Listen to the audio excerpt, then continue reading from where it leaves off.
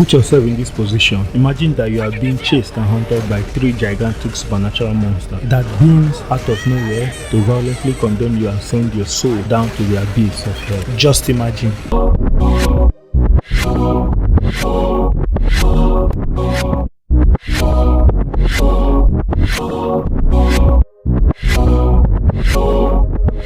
A group of friends dining at a coffee shop are watching a video about a series of bizarre attacks that started happening around the world. The announcer explains that before the victims were killed, they are always visited by a smoky angel-like spirit. If you tell them exactly when they will die and when that day approaches, 3 gigantic supernatural monsters will appear to take that person to hell. One of the friends mocks the presenter, insisting it's just a cheap VFX. Behind them, a terrified man checks his phone until it clocked 1:20. Suddenly,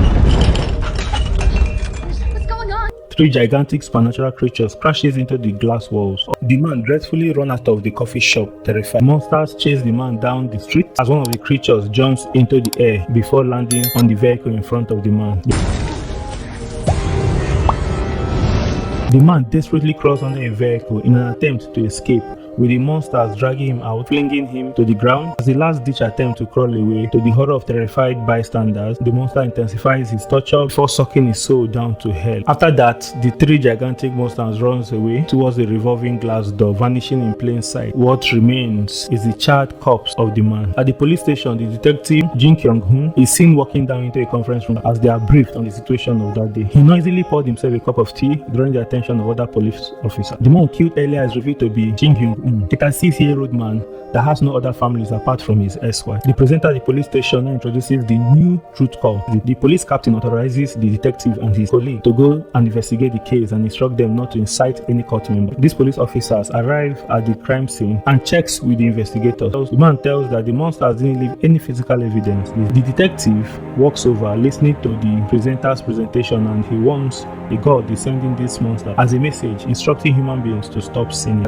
Those killed by the monsters are sinful people, with 3 bodies found buried in the man's house that was killed by the monster. Detectives approach the cult leader and he mistakes them to be newcomers, introducing themselves as investigators. The detective sees his daughter looking around, runs up to her and inquires what she's doing there, and urges her to go home. Detective then confronts the cult leader, and the cult leader assured him that he will refrain his daughter from volunteering for their cause. They now proceed to the train station as the cult leader heads to attend an upcoming interview. He explains how humble he is. The cult leader reveals that in an attempt to kill himself, he went to a secluded Tibetan plain. On getting there, he saw the 3 gigantic creatures sucking the life out of an individual. They questioned him about his cult affiliation with the Arrowhead faction of his religious, and the cult leader distanced himself from them. As the cult leader proceeds for his interview, the cult leader confronts the detective that his daughter told him about his murdered wife. He proceeds to ask him what the murderer could be doing right now. He asks the detective, wasn't he released back into the society after serving his sentence? Do you honestly believe true justice can be served through laws? Do you think the murderer feels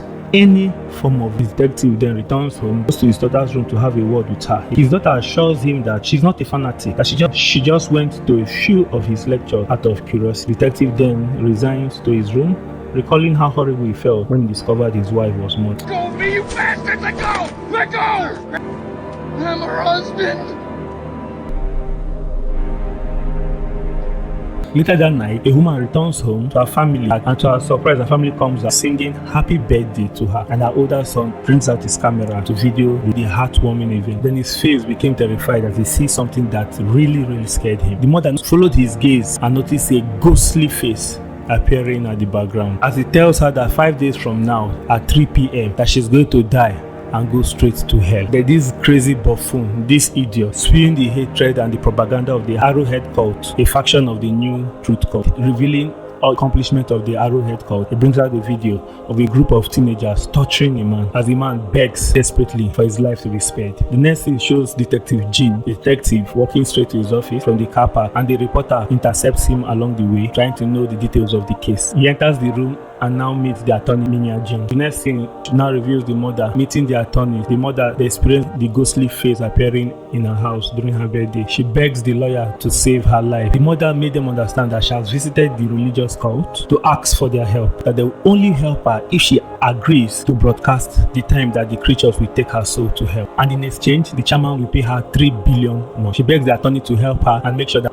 the money will truly get to her family. We move to the woman's home where the chairman, the cult leader, meets the woman in question with the lawyers working out the details of the contract, making sure that the lawyers promise her that the identities of her children will be kept secret. After she is gone, the later that night, the detective arrives home and finds out that his daughter is gone. He calls her phone frantically. Then the scene moves to where the daughter with the chairman ambushes the supposed killer of her mother, the detective's wife, by jamming a stunt gun on the murderer's neck. The chairman earlier revealed that this is the person that killed her mom, reminding her of all the pains that she's been through. She now pushes the man into the furnace, burning him alive. 5 days later, people are seen on the street, flocking out and tuning in to see when the monsters will eventually take the woman's soul. Then some group of cultists walks into the stage. The co-worker of the attorney brings out a strange package from his bag and hands it to the attorney. The woman that is about to be taken, kept in a chair as she sits down to accept her fate. The wall is exploding, revealing the monster running in. One of the monsters grabs the woman out of her chair, holding her against the wall, while the people around watch and scream in horror, terrified. The police chief orders his men to intervene, but his men were too scared to intervene.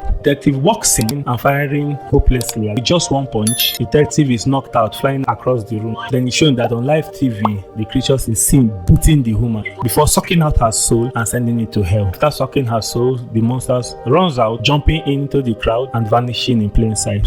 The police officers walks into the house, terrified, looking at the charred corpse of the woman. The detective partner, cult leaders, and viewers bows down, worshipping their new master. The next day, the lawyer opens the package that her colleague gave her and notices a strange article about the cult leader. The spirit told him that he will die 20 years ago, and realized the article was written by a pastor. Then the detective is seen in his car attempting to move out and search for his daughter. And the cult leader suddenly calls him on the phone and tells the detective to meet him at an orphanage. And desperate to find his daughter, he drives off to meet the cult leader. Then later that night, he arrives at the abandoned orphanage. Drawing out his weapon, he clears all the room in search of the cult leader. Then he sees the chairman standing in an empty room across the corner. The detective frantically asks the chairman where his daughter is. The cult leader assures the detective that his daughter is safe. Then he revealed that 20 years ago, a spirit told him that he's going to die at this time on this night, and he will be sent to hell. At that moment, the man hears rumbling in the room. Monsters runs into the room and shoves the chairman against the wall, beating him to a pulp, then sucking out his soul, sending it straight to. As he screams in agony,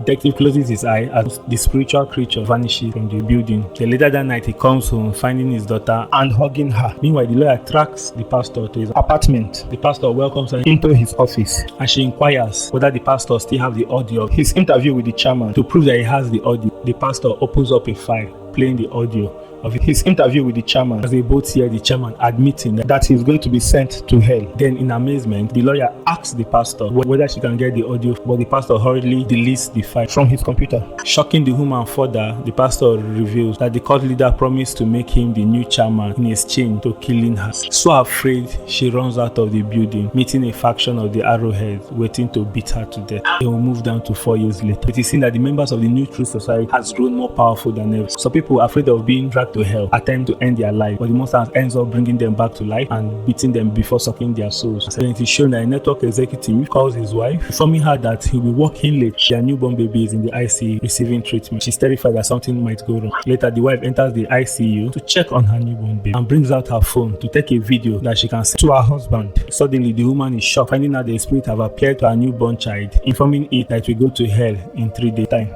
Meanwhile, the father is delayed in traffic. His phone rings and his co-worker wife reveals that she has no idea where her husband is and pleads with him to help her. Then he remembers that he found a card on his co-worker's desk stating the address of where he will be that night. Then suspecting that is where he might be, he arrives at the lake and goes searching for then he spots his co-worker sitting on a raft.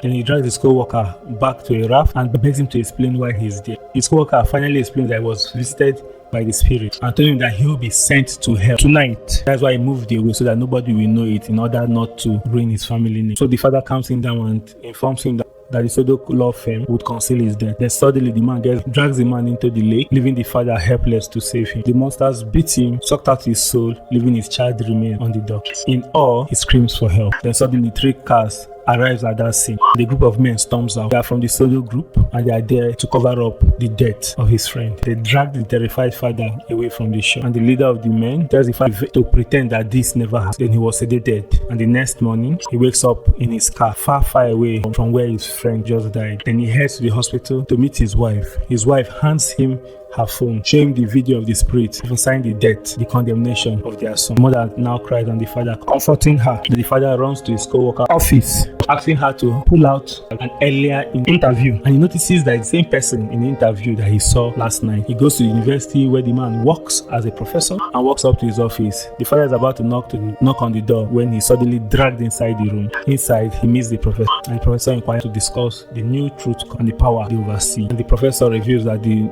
cult lied about why people were being sent to. The man now shows the professor the video of his wife recording. He then pleads for them to help. The professor now takes him to an abandoned building to meet one of the professors, which turned out to be the lawyer from earlier. She invites the men into her office. The man inquires the next point of action, and the lawyer reveals that she wants to broadcast the exact moment that their son will be taken. Disgusted, the father attempts to leave her office. The lawyer tells him that no matter what happens, his kid is still going to die, so he should use it for a good and noble cause. The next day, the father arrives at the office, seeing his co-worker watching a news report on the TV. Two but this is revealed to have been found hanging on top of the university's front gate, and one of the cops is believed to be the professor that he met. The father now walks to his desk, checking his phone, reveals that the arrowhead were responsible, and realizes that him and his family's lives are in danger, knowing that he has no choice than to take his family and go into hide. On the day that the child is supposed to be taken to hell, the lawyer leads the family to an apartment complex. The man opens the door and welcomes the group inside, offering protection. Then the lawyer wastes no time, telling the mother that she should be ready to broadcast to the whole world her child's predicament. This will now expose the lies of the new truth cult and reduce the power they hold over the city. This will expose the cult lies that only the saints were taking. The lawyer broadcasts herself, showing the video of the baby's death sentence. This became the proof that the new truth cult has been lying, and the lawyer reveals that at 9:30 that night they will stream live child's punishment. But none of them realize that the man who led them into the house is a devout cultist of the new truth cult. Later that night, the mother walks into an arena, placing his child, waiting for the child to be taken to him. All the other tenants start pulling out their phone, frantically recording the moment. The mother placed the baby on a table, where say her goodbye. Suddenly, three gigantic spiritual monsters land from above, running towards the mother and her baby. The mother rushes to grab her baby, sliding down the table, saving the child at the last instant. The husband runs over to her, wrapping his hands around the woman. The monsters hit them, sending them flying across the yard, injured but still alive.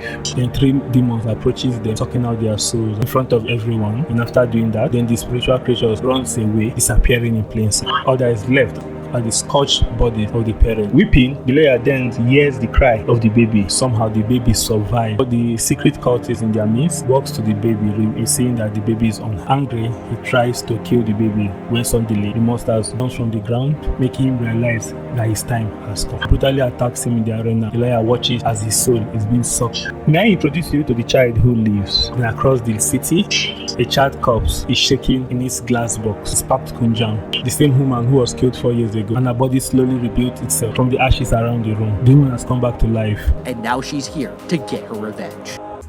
I hope you've enjoyed this video. If you have any suggestions on movies, series, or TV shows that you'd like us to review or explain, please let us know at the comment section below. Thank you for watching. Please leave us a like and subscribe. Hit the notification bell and check out our numerous playlists for more videos like this. And you're watching Cloud Fusion.